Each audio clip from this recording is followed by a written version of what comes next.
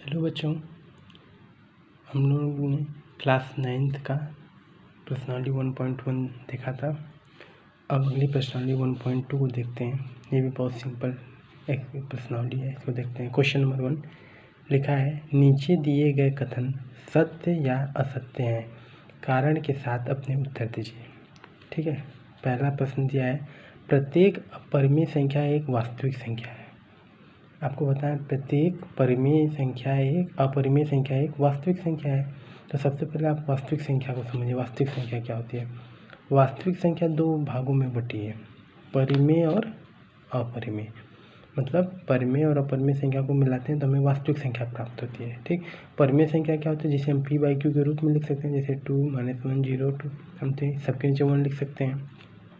अपरिमेय संख्या क्या होती है? जो रूट से बाहर न निकले, जैसे √2, √3 या दशमलव में संख्या है, शांत दशमलव, अशांत दशमलव होता है ना, अशांत में अनावृत्ति दशमलव।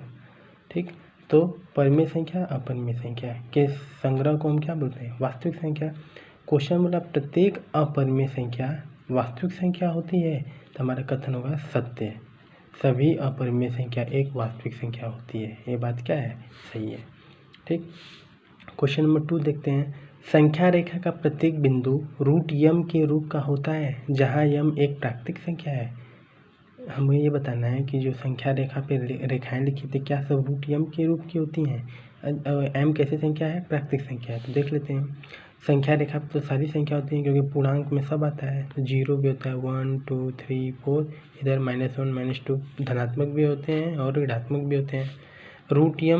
√m एक प्राकृतिक संख्या है, तो हमारी प्राकृतिक संख्या क्या से प्रारंभ होती है? 1 से। 1, 2, 3, 4 ... 5। √m में √2 को रखेंगे तो वैल्यू √2 रूट से बाहर नहीं निकलेगा। √m में √3 की मान रखेंगे, मतलब 3 का मान रखेंगे तो √3, ये भी रूट से बाहर नहीं आएगा। √m में 4 की वैल्यू तो √4 बाहर आएगा तो क्या हो जाएगा? 2। √m में 5 रखेंगे तो √5 बाहर नहीं आएगा। रूट में 6 रखेंगे तो √6 भी बाहर नहीं आएगा। रूट में 7 रखेंगे तो ये भी बाहर नहीं आएगा। रूट में 8 रखेंगे तो ये भी बाहर नहीं। रूट में 9 रखेंगे तो इसकी वैल्यू क्या आ जाएगी? 3। तो ये कैसी संख्या है?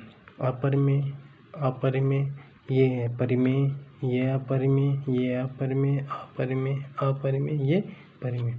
तो क्या कंक्लूजन निकला? संख्या रेखा पर प्रत्येक संख्या √m के रूप की नहीं होती है। जैसे रूट में 4, तो रूट में 4 तो बाहर आ गया, 2 आ गया, तो ये √m के रूप की नहीं है। रूट में जैसे रूट में 9 बाहर निकलेगा तो क्या हो गया? 3, ये √m की नहीं है। तो सभी प्राकृतिक संख्या √m के रूप की नहीं होती, तो ये कथन क्या हो जाएगा? असत्य हो जाएगा। थर्ड को देखते हैं, प्रत्येक वास्तविक संख्या एक अपरिमेय संख्या होती है। अब ये उल्टा पूछ रहा है, तो वास्तविक संख्या दो रूप में बटी है, परिमेय और अपरिमेय संख्या। क्वेश्चन मतलब प्रत्येक वास्तविक संख्या अपरिमेय संख्या होती है, ये बात तो गलत है। वो अपरिमेय भी हो सकती है और साथ में परिमेय भी हो सकती है। तो ये कथन क्या है? असत्य, क्योंकि प्रत्येक वास्तविक संख्या परिमेय संख्या और अपरिमेय संख्या दोनों हो सकती है। ठीक है, अब क्वेश्चन नंबर 2 देखिए। क्वेश्चन नंबर 2 कह रहा है, क्या सभी धनात्मक पूर्णांकों के वर्गमूल अपरिमेय होते हैं? यदि नहीं तो एक ऐसी संख्या के वर्गमूल का उदाहरण दिए जो कि एक परिमेय संख्या है। अब देखिए, पूर्णांक क्या होता है? पूर्णांक में ऋणात्मक संख्या और धनात्मक संख्या सब आ जाती हैं। 0 इधर जाएंगे तो प्लस, इधर जाएंगे तो माइनस में आ जाएगी। अब देखिए, रूट में 1 ये कैसी संख्या है आपकी? ये तो परिमेय है, अपरिमेय नहीं है। रूट में 2 ये आपकी अपरिमेय संख्या है। रूट में 3 ये आपकी अपरिमेय संख्या है। रूट में 4 ये आपकी परिमेय संख्या है। तो यहाँ पर रूट में 4 की वैल्यू 2 का वर्गमूल, रूट में 4 का वर्गमूल 2 है, जो कि एक परिमेय संख्या है।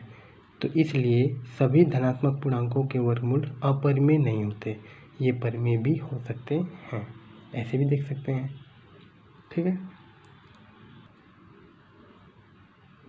क्वेश्चन नंबर 3 देखते हैं। दिखाइए कि संख्या रेखा पर √m को किस प्रकार निरूपित किया जाता है। अब देखिए, मैंने पिछले वीडियो में बताया था √2 को कैसे निरूपित करते हैं। उसके लिए नीचे भी 1 और ऊपर भी 1 मानते हैं। √3 को दिखाने के लिए पहले √2 को दिखाना पड़ता है। √5 को मैंने वहाँ बताया था, आप डायरेक्ट दिखा सकते हैं। उसके लिए क्या आपको याद रखना है, बस छोटी सी बात है। पहले संख्या रेखा खींचेंगे, जैसे उसमें खींचे थे। ठीक, इसमें 2 यूनिट की लेंथ मानेंगे, उसमें 1 यूनिट की मान रहे थे नीचे, 1 यूनिट के ऊपर भी, यहाँ नीचे कितना मानेंगे 2 यूनिट की मान लेंगे। यहाँ भी मान सकते हैं, चाहे इसको मान लें, किसी एक को 2 यूनिट का मान लेंगे। तो इसको मानते हैं तो इसको 2 यूनिट को 1 मान लीजिए, इसकी वैल्यू क्या हो गई 2। अब यहाँ पे 90 डिग्री का कोण बनाइए, तो एक पहले यहाँ चाप खींचिए, फिर यहाँ 60, फिर यहाँ सीधी रेखा खींच के 90 डिग्री का कोण बनाइए। अब बिंदु बी से एक कट 1 सेंटीमीटर की दूरी लेके यहाँ कट मारिए, फिर जो जहाँ कट मिलता है वहाँ से बी और ओ को ज्वाइंट कर दीजिए। ठीक, अब देखिए आपको आधार की वैल्यू पता है, लंब की वैल्यू पता है, तो आप कोण निकाल सकते हैं। कैसे, देखिए त्रिभुज ओ ए बी में पाइथागोरस प्रमेय लगेगा। समकोण त्रिभुज में कैसा प्रमेय लगता है, पाइथागोरस प्रमेय। जब 2 भुजा दी हो तीसरी निकालनी हो, तो कर्ण का स्क्वायर बराबर लंब का स्क्वायर प्लस आधार का स्क्वायर। तो कर्ण का स्क्वायर OB का स्क्वायर बराबर 1 का स्क्वायर प्लस नीचे की वैल्यू कितनी है 2 का स्क्वायर। OB का स्क्वायर बराबर 1 प्लस 2 का स्क्वायर 4, OB स्क्वायर बराबर 5। तो OB इक्वल टू क्या आ जाएगा √5। अब जो √5 आ गया तो 1 सेंटीमीटर की दूरी लेंगे, ये √5 आ गया। फिर यहाँ से B बिंदु पे रख के ऐसे डॉटेड लाइन गिराएंगे, जहाँ पे बिंदु गिरेगी वो किसकी बन होगी √5 की होगी।